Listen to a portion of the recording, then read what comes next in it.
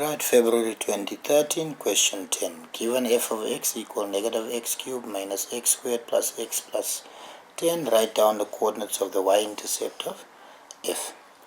So y-intercept, we make x 0 and we find y. So in that equation, when x is 0, all those x's cancel, and that is 0 and 10. 10.2. Show that 2 and 0 is the only x-intercept of f.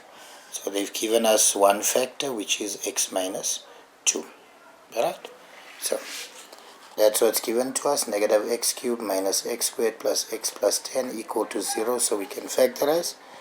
If I take out the negative, I'm left with x cubed plus x squared minus x minus 10. So you see there they took out the negative.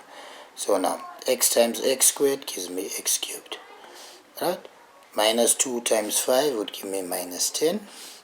They have minus 2x squared plus 3x squared. So 3x squared minus 2x squared gives me x squared. And if we go further, I can even go and say I have 5x minus 6x. Minus 6x plus 5x gives me minus x. So from there, x minus 2 equals 0. Here when we factorize, can't use factors of 5 to add up to 3. So I use the quadratic formula, b. Negative b, so it becomes negative 3. There 3 squared minus 4ac, a is 1 and b is 5. That gives me negative 11. So if that square root is negative, we have non-rational roots, so therefore no solution.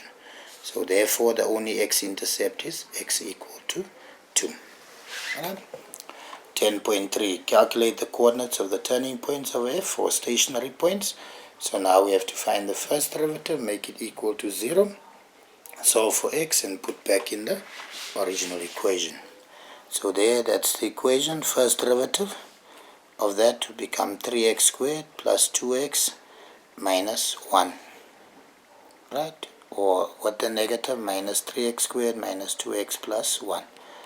There, remove the negative. So 3x squared is 3x times x. 3 is a prime number, so can only have 3 and 1. Factors of 1, then negative 1 times 1.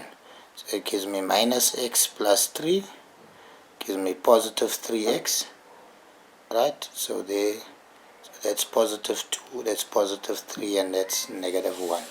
So we skip the step there, so that's 3x squared plus 2x minus 1. So that's why it's 3x times x, 3x squared, minus 1x, 3x, minus 1x gives me 2x, negative 1 times 1 gives me negative 1. Therefore, x equal 1 over 3 or x equal negative 1.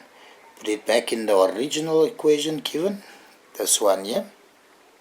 So we plug those values back in there. Therefore, y, and we get 275 over 27 or negative 1, again 9. So my two turning points or stationary points, 1 over 3 and 275 over 27, or simplified to that mixed fraction, or minus 1 and 9. Alright. 10.4. Sketch the graph of f. Show all intercepts with the x's and all the turning points. So number 1, we only have one x-intercept, x equal to 2. That was the first one we solved.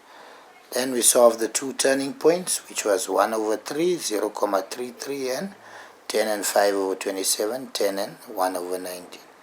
Other turning point, minus 1 and 9. And then we have one y-intercept at 10. Yeah, we didn't still calculate the point of interflexion, but if you want to, you can. Hope you follow, hope you understand. All the best. God bless. Bye.